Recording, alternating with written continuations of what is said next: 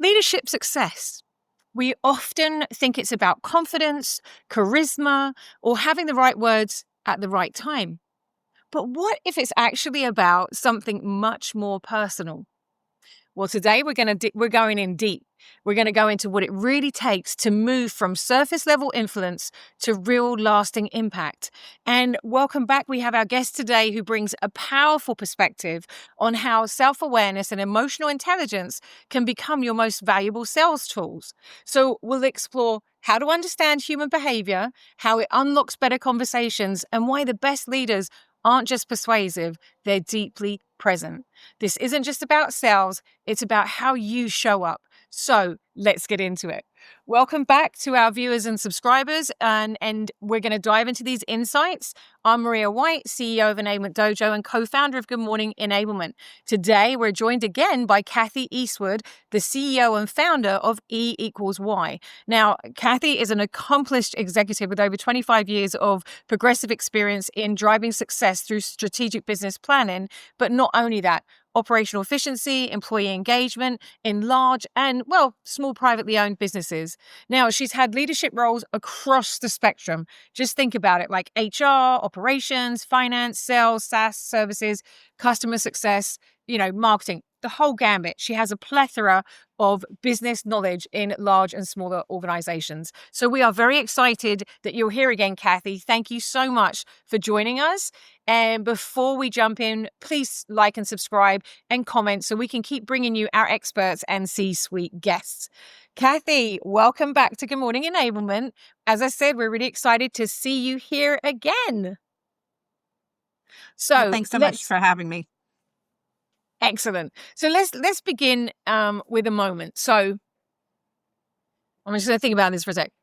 Was there a time in your life, Kathy, or career when you realized that influence just wasn't enough? Or that was there something deeper was needed to make an impact? So what about from your line of sight? You've gone through the whole company in, executive roles. Tell us a bit more about that. It's funny, Maria. I actually think it goes back to my childhood and my influence of my dad. Because here's a man that was the president of an international company, an incredible salesperson by title, but he was a leader by heart. And what really made him stand out wasn't just his success, it was the way he treated people. Everyone, from the receptionist to the CEO, he made people feel seen and valued. And he believed that in doing the right things always, integrity, respect, dignity, and those weren't just words, they were how he lived. And so he'd say, people buy from people. And that always stuck with me throughout my career because sales isn't about charisma or clever pitch lines. You have to have all that. But it's about connection, right? It's about the kind of person others will trust and want to work with. And that's, when I think about that, that's what's really influenced me. And he's always reminded me, the cream rises to the top. It's not about pushing your way forward. It's about standing tall in your values and connecting with others. Understood.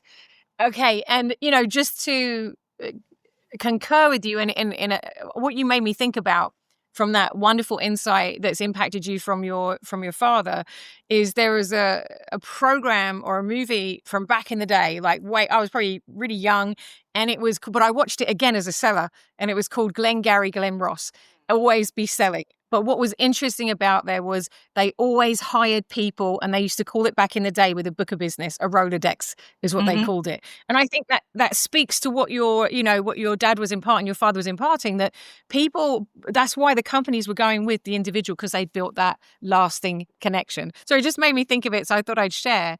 So I do want to talk about self-awareness, Kathy, not the buzzword, the real things. Self-awareness is a real thing. How has knowing yourself more deeply changed the way you lead, sell, or even just relate to people now? Yeah, I think self-awareness is everything, right? It helps you shift from reacting to responding. We often try to push, and we need to shift to understanding. And I have a philosophy that I'm very strong about is no one wakes up with bad intent. And we have to believe in that, right? Because we're all shaped by our own experiences, our stories, our wiring. But when we forget that, we are quick to judge, right? And so then we sometimes assume the worst, or we only see what's on the surface. And it's the classic iceberg, right? What we see is just a sliver of what's really going on beneath. So when I started really examining my own intentions, what drives me, what triggers me, what gets me up in the morning, it suddenly helped better relate to others, right? And it's not about fixing them, it's about seeing them Yeah. and adjusting how I lead or sell accordingly. And so that level of awareness really opens up room for compassion, for clarity, and really connecting with others. So that's really interesting. What have you noticed, in your leadership roles or dealing with customers? What happens when someone is truly seen or understood, maybe for the first time? How does that shift the conversation with you and the individual?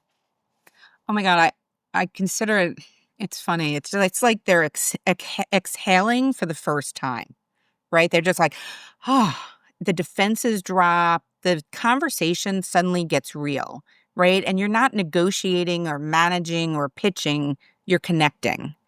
And when people feel seen, they stop trying to perform, right? And they then start participating. And really, what we want to be doing is sharing the real blockers, right? So, if we're in sales conversations or if you're leading a team through a big change, you really want to know what the real blockers are, the real aspirations. So, when I'm coaching a new manager or working with a CEO, the shift always starts when they feel like they don't have to prove themselves. And that space opens the door for growth, collaboration, and really true impact. And when you can get to that moment, it's really one of the most powerful moments that you can witness. Absolutely understand. I understand. That's fantastic. So when someone uses a behavioral tool, for example, like I don't know, Clarity 4D for the first time, and sees that their style reflected back in color, what kind of emotional response do you see? What is that? I'm sure you've seen a lot of this, but what is that moment like for the individual? What have you observed? Yeah, and let me just quickly, for those that aren't familiar with some of these behavioral tools like Clarity 4D, it's a behavioral profiling tool based on Carl Jung's psychology. So if you know Myers-Briggs or DISCs, it's similar, but Clarity 4D uses a simple color-based model that's easy to remember and apply. And it helps you understand how you naturally show up, how others are going to perceive you, and then how to flex your style to connect with others more effectively. So there's 4 colors. Red is direct, fast paced, results driven. And that's me. You see me wearing my red glasses? Mhm. That is me to a T. Someone that has blue energy is more analytical, they're more precise, they're more detail oriented. Green energy, they're supportive, steady, people focused. And yellow is very enthusiastic, creative, and big picture. And what I love about this is it's not about putting people in boxes, but it's about increasing that self-awareness we were talking about and empathy so that you can really build stronger and more effective relationships. So when we share a Clarity 4D assessment, you asked about what's kind of that aha moment. There's usually a mix of awe and relief. Wow. You know, people will say to me, like, yep, that's me. Absolutely. Now I understand why I react that way. But I love when it goes further than that, right? And then the light bulb really comes on and they're like, oh, wait a minute. You mean not everyone's like me? There you go. And that's what makes that invisible visible, right? It Yeah. helps people to appreciate their own strengths by then, but also giving them a language to understand how other people feel. And so it's no longer personal, it's what your preferences, right? I prefer short, bulleted, to the point messages. And I respect that other people want to know, why are we doing this? What's the impact? How is it going to affect other people, right? So it's just a language, and people are like, oh, wow, Yeah. I'm different, but that's okay. The light bulb moment of who you really are and how you show up. That's fantastic. So, in your experience, so now they've kind of understood how they show up. In your experience, what gets in the way of honest, clear communication inside organizations? I think the biggest blockers are fear, Yeah. ego, and assumptions. right? Right. We tend to let that worry us, right? And we're afraid of how we're going to be perceived. And that insecurity, sometimes, we mask it as confidence, but it actually creates misalignment. Yeah. So when you create that space for real connections with leaders and you admit that you may not know something and you're willing to listen first, then you start to open the door. And that's how you really can start to engage with others and drive change. Thank you, Kathy. That's awesome.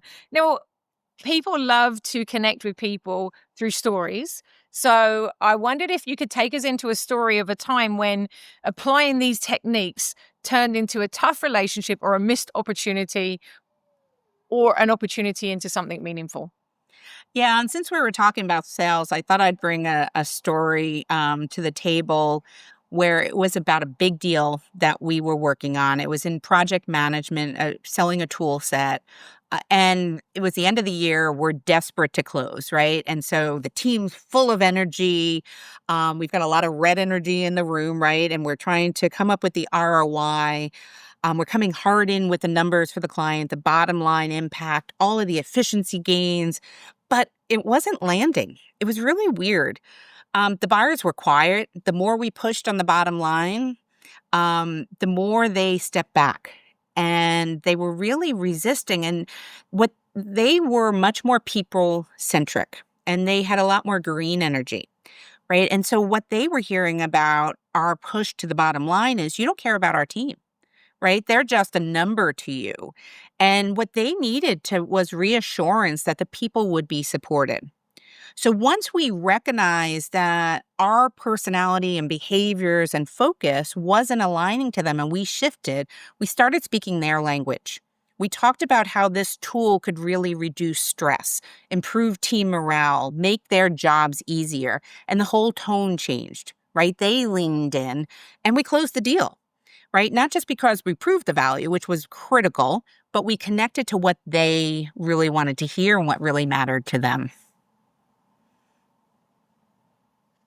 That's fantastic. So we're coming to a close now. I'm going to ask one last question. So, if you were the leader whisperer and you could whisper one truth to every leader who still believes sales is just about persuasion, what would you say?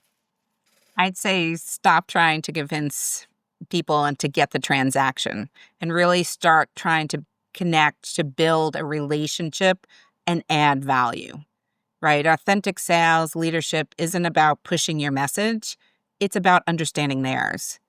When you know who they are, when you can emotionally meet someone where they are and speak their language, you shift the dynamic entirely, right? Because at the end of the day, people don't buy from someone who's persuasive. They buy from someone who makes them feel understood. That's what influences and becomes real impact. And taking it all the way back around, right? Just like my dad taught me, it's about dignity, respect, and doing the right thing. That's what lasts. Yes, amen to that. So, Kathy, thank you so much for your insight. You know, what really stood out to me today is this: selling isn't just about telling your story, it's about hearing theirs. So when you know yourself and you truly see others, something shifts. Influence all of a sudden becomes impact because you are being real, you're being authentic, and that's really important. So if you're leading a team, running a department, or driving change, this conversation is your reminder that people skills aren't soft. So they're the hardest ones to master and the most powerful. So thank you so much, Kathy, once again for being with us. I could talk to you for hours. And as always, lead with heart and the rest will follow. Thank you very much, everybody, for listening. We'll see you next time. Thank you so much, Kathy. Thanks so much. Appreciate it.